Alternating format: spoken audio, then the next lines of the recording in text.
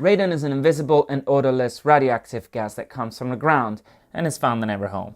Inside, it can build up to dangerous levels and become a serious health concern for those who breathe it. It naturally surrounds every one of us as part of the air we breathe, and it's the #1 cause of lung cancer amongst non-smokers, accounting for approximately 21,000 deaths every single year in the US alone.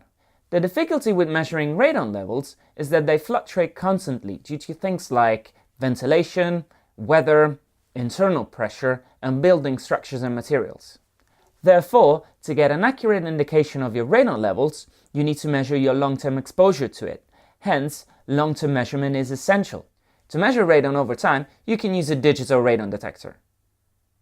See how radon levels vary across the world on radonmap.com.